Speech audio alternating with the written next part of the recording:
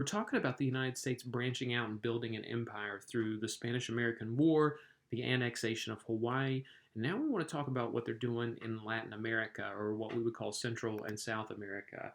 And we could spend quite a bit of time talking about this, but this map is really helpful because it's going to show you a number of instances in the early 1900s and the late 1800s where the United States is going to be involved in some type of intervention, military intervention, in some of these countries.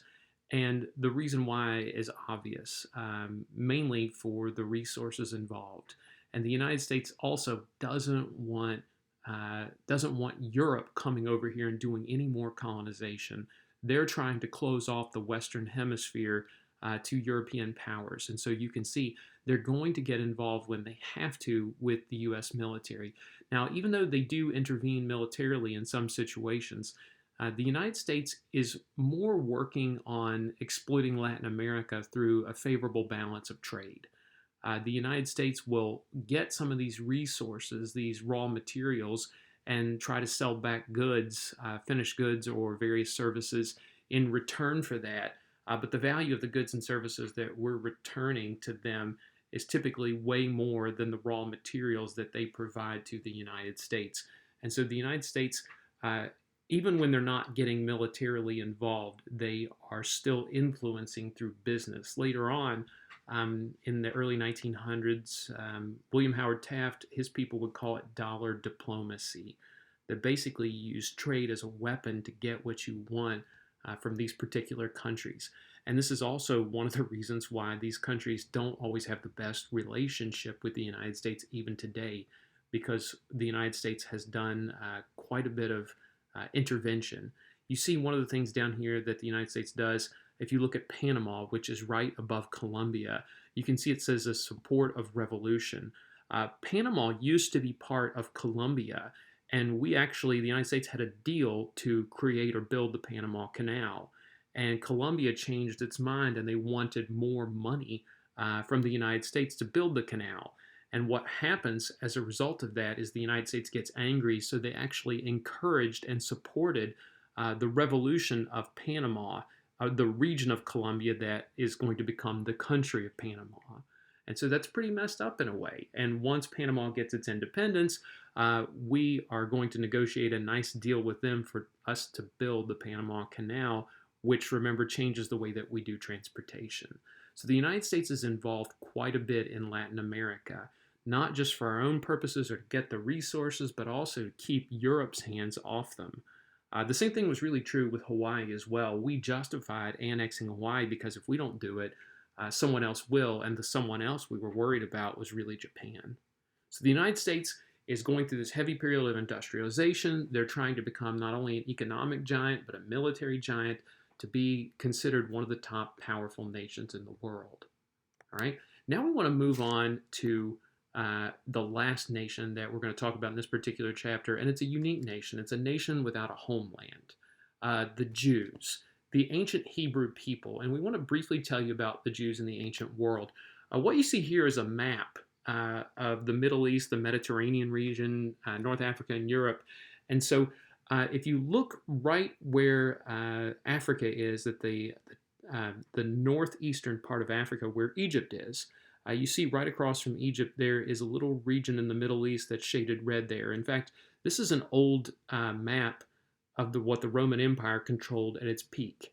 And so that was the Roman world for quite some time. And the Hebrew people, or the Jews, another name for them, lived in ancient Israel. Okay?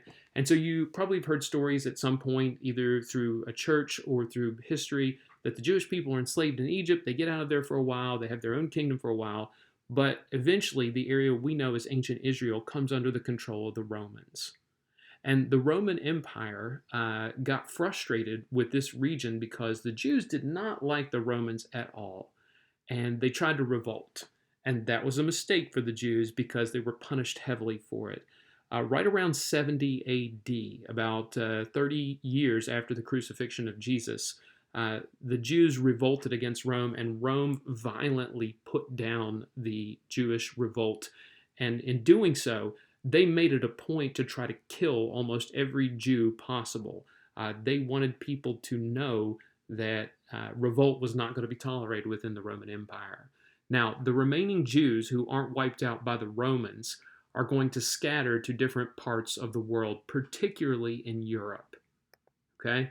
And that dispersion of the Jewish people is called the diaspora. That's what that word means. It's a Greek word meaning the dispersion. So the diaspora is the term we use to describe the Jews going all over the place. And so the Jews, you can see on this little map here, there's all kinds of migrations all over Europe. And their time in Europe, even though from right around 70 AD, after the Romans try to get rid of them, they're going all over the place. They're going to various places in Europe and trying to branch out and create a new life for themselves. But unfortunately, the people in Europe and in many other places are not very tolerant of them. And one of the reasons why is that there are a lot of stereotypes about the Jews that they believe in, and some of them, some of the things that they believe are religious based. For instance, one of the problems they have is that Christianity has become the dominant religion in Europe. And when Christianity is the dominant religion in Europe, many of these Jewish communities are shunned because they think the Jews are responsible for killing Jesus, for turning him over to the Roman authorities and having him crucified. So that was already a problem between Christian communities and the Jews. The Jews were also very insular, meaning they intermarried and they encouraged intermarriage. They didn't want to convert to other religions, and they supported one another. And so, in many instances, people were frustrated because the Jews were very supportive of one another, and so they did well as a community. They made sure that all people within the community prospered to an extent.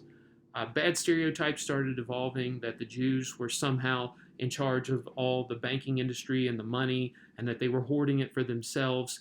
And ultimately, they get expelled from lots of different communities. They are persecuted wherever they go.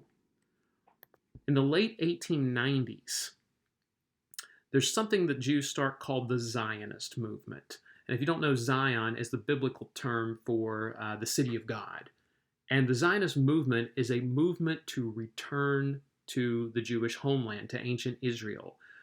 This gentleman right here, Theodor Herzl, a Jew who had lived in Europe for some time, was frustrated by the fact that they, despite whatever they did, by obeying the laws, by being productive citizens in their country, the Jews were never accepted. So Theodor Herzl says, let's go back to the homeland. Let's go back to ancient Israel.